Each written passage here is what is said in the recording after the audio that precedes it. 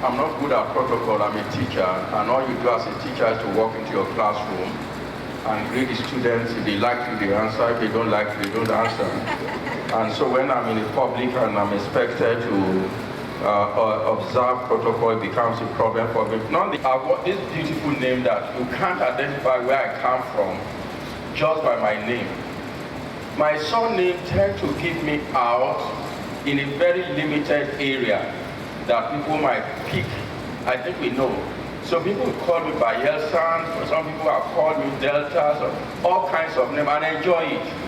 And so when people ask, where is your state? I give them an assignment. I said, do you know where Nigeria began? That's the question I always ask. Do you know where Nigeria began? If you know, then you know my state. And they will go round, trying to find out. Interestingly, a number of them do get the answer. And where did Nigeria began? It was in Lokoja, in Kogi State.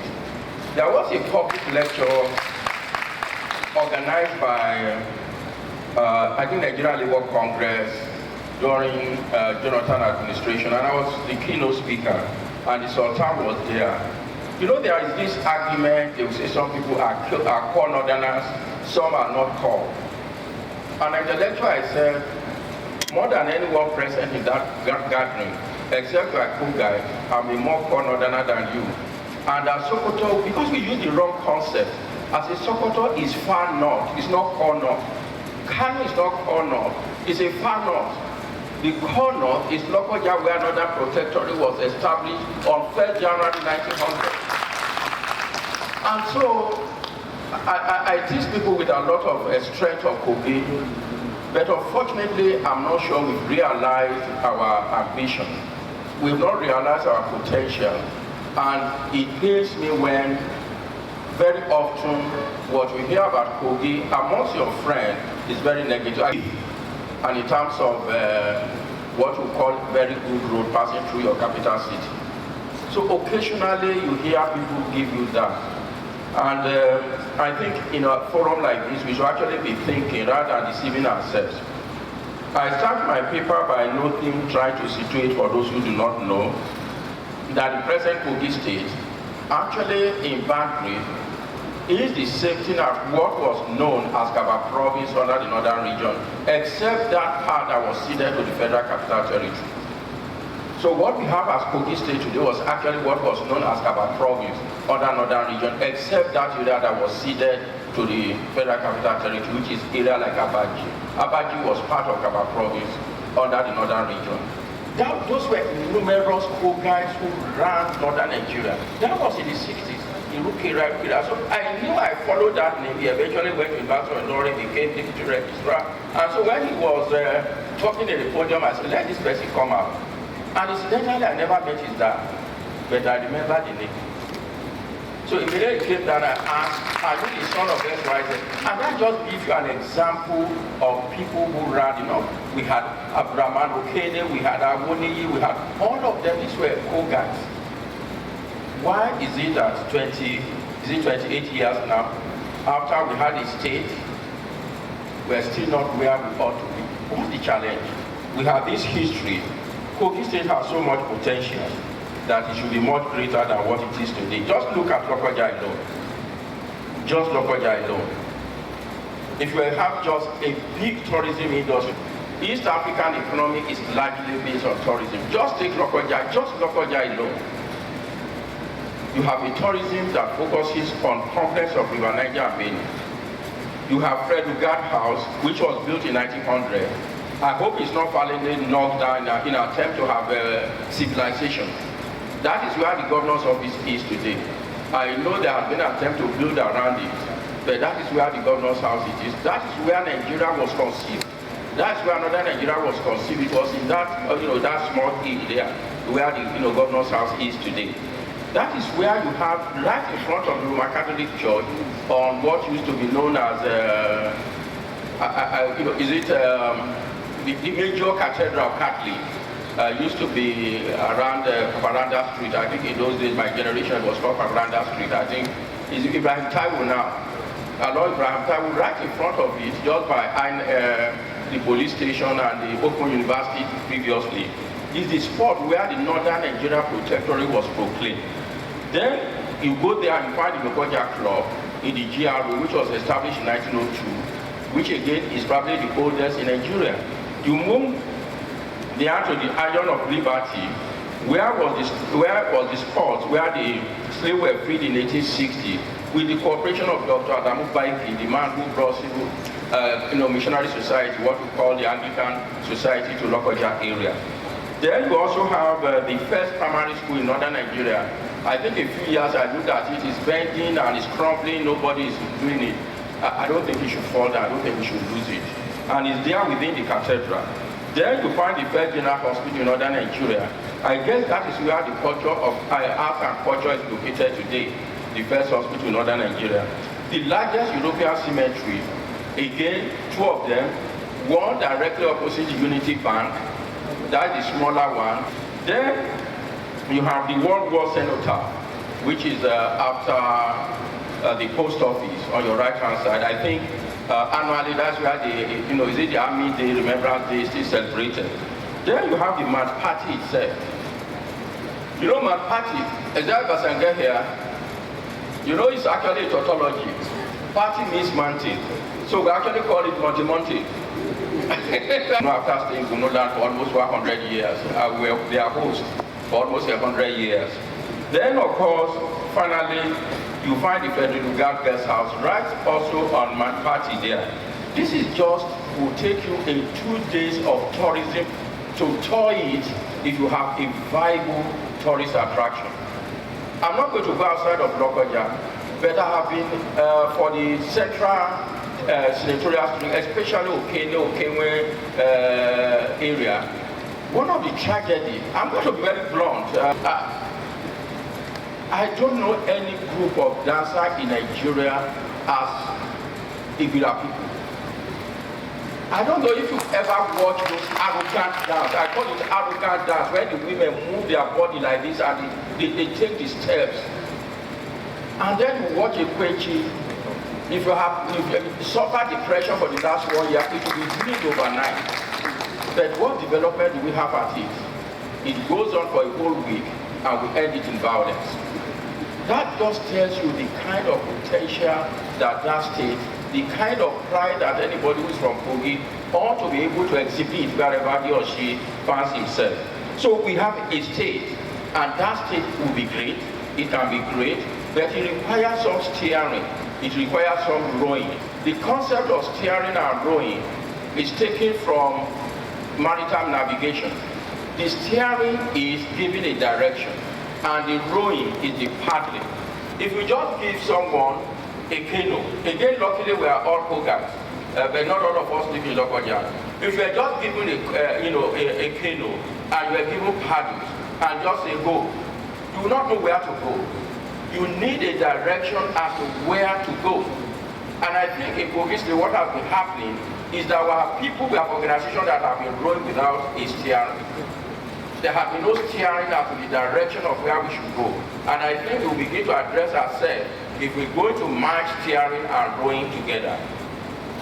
I've been an observer of Kogi State.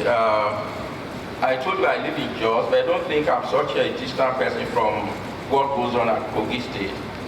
When we were talking about what has gone wrong in Kogi State, if we take a little diagnosis, we recall that Kogi was created in 1991. What Lokoja LGA now was actually known as Kwara Division under the northern region. So what they did was to take the name of Lokoja, the local government that includes Lokoja, and use it for the name of the state as a compensation from the headquarters north, being in Lokoja. That's how we came at Kwara. So Kwara was actually the name from the present Lokoja local government, but was the divisional name at that point. That's the background from which we're coming and people. Then, of course, between 1991 and 1999, we had Audu, we had Daladi, we had Audu, we had Omero, we had Afakria, we had Anebo who came for the last 1 year to ruin that state. We came to ruin that state in 1990, after the change in 1998, after the death of Abacha. So we have had, unstable beginning. And that unstable beginning was characterized by a number of issues that we must deal with because they are not dealt with. The first thing is overbloated civil service. Overbloated civil service. I think they call us civil service state and we rejoice about it. There is nothing to rejoice about now. There is no future for a civil service state. The current state is driven by work, by technology, by knowledge. It is no longer civil service because what we're hiring people for, nobody needs to be hired for it in modern age. I have not asked for a typist to type anything for me in the last 15 years. That means I have killed the job of a typist by simply being the one that I type for myself. And that's what we ought to be. And in many areas, it's the same situation.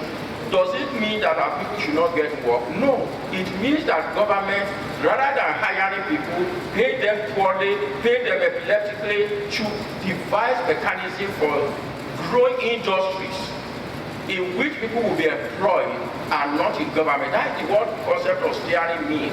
It should not be the major employer of labor, but the creator of enabling environment for the thriving of industry that become even bigger employer. That is what we need. It is not underpaid people who sit under the mango in front of Minister of Agriculture and carry more from morning till evening. I give you an example. As of 1993-1994, the monthly allocation received by Kogi State was around 60 to 62 million every month. The military administrator at that point, the first military administrator, would almost go to church. I think was attending Crowder Memorial Chapel. He would almost go there to give a thanksgiving for that. At the point that was 60 million, the salary of civil servant was about 53 million. So there was very little left for development. That was a challenge. In fact, we had one of the first major problems of salary, not irregular salary payment around that 93-94. What happened? In 1994, Omero was appointed military administrator. He came and one of the most pressing needs, incidentally he lives in Abuja, pressing need was accommodation. So he rushed with his commissioner then, Architect Olutimai, to build what we call Adam Kolo housing estate. And he thought Abacha would come and commission it and then give extra budgetary help to the state. Of course, he was advised to go and take 150 million loan to do some of these things. And of course, where the head of state is called, also to paint trees. And they borrowed 150 million. Of course, Abacha didn't leave Villa. He sent someone who came and didn't give a farthing. A few months later, the Bank of the North, as was called, that gave the loan, was crumbling, and they had to ask that 25 million be deducted on monthly basis to repay that loan. That was a crisis for salary within that period. So that was one of the crises. So there's a lack of resources. Where do you expect to get resources if only source of your resources is taxation from workers, taxation from civil servants? It won't work. You will not be able to do much for your economy. No, who are the true leaders of Igalas today? Who are the true leaders of Ibira? Where are the Kokoris? Where are they today? Is it the Yagbas? Is it the Bunus? Where are the leaders? Because there are no leaders within these constituent groups, the state also has no leader. So when the state is misbehaving, governor is misbehaving, there is no united front to go there and say, young man, old man, middle man, whoever he was or he is, you cannot behave in this state in this manner because this is our vision. But those who call themselves were also part of the mob. So those who call themselves leaders in Kogi today, majority of them are the ones who also don't leave government house for welfare. So how do you discipline person who you constantly visit for welfare package? People who also have retired from politics are still in politics, and therefore they cannot have the moral authority to ask people to behave in government. We have identified this. We need a vision, and that's why the concept of steering comes in. We need a government that is able to develop a template where we should be in 30 years' time. One of the problems we have is our thinking is tenure-based. We have a tenure-based thinking. If somebody comes to power, his whole, vision for his state is for his tenure, nothing beyond that tenure. That is why you find very ridiculous things happen. What same government will want to dig borehole in Lokoja? Promote digging boreholes around. Where you have River Niger by your side there, is it not piping and treating the water from River Niger to the sea? The government, because they think it's so intensive, they must finish it within 1 year for people to clap for them. They will say we are digging 40 boreholes in Lokoja, and people will clap for them. You dig it, and 4 months after that, they are dry. Because I'm told by geologists, by the nature of the water, it quickly runs to the river Niger. So you don't get good water to stay on the platform. If you also see under the soil, if you dug in Lokoja, the top layer in a lot of the places will look very solid even with stone. Just dig one foot. What do you get? Clay.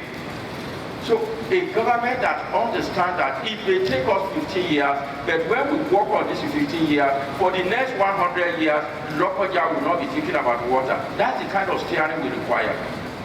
That's the kind of steering we require.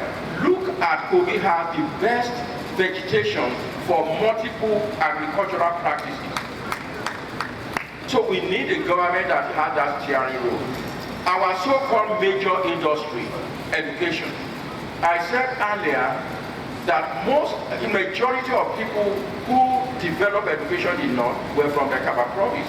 The Kina PSS, Okene PSS, who became AMCO, and in that classroom. Tom assured me that AMCO is now looking a little bit better. We need to take education very seriously. I sit on admission today, I do not see excellence in the performance of Kogi State indigenes. Because bad as it is, admission to university is 40% merit. And if you all come from the same mother, you must be taken. But very often you see the performance, you can't find a single Kogi State indigene in the merit list. And it is not that we are less intelligent. It means our educational system at home is no longer functional. It's no longer able to produce children that will merit that kind of performance. We need to pay attention to education. Not only because it is important for us in the state, this century is the century for knowledge. It's knowledge-driven this time. What do I propose? I actually propose we have unity school in each of the 3 senatorial districts. And each of these ones should draw people from all the 21 local government areas. So when people are going to school, they should be on merit, and those schools should be of a standard that will motivate people. Each of them should have one unity school of very high standard.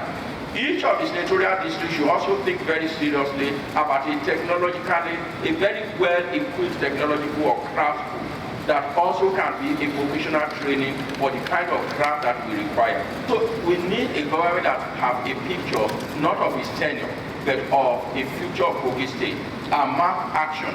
Once it does that, the rest of us will grow, we add into those futures that have already been identified for us, rather than simply, think in terms of 4 years. Everything wrong is with this regime, everyone wrong with that. That will not take us anywhere. We must think beyond regime. We must think beyond tenure and look at Kogi in the next 10 years, in the next 20 years.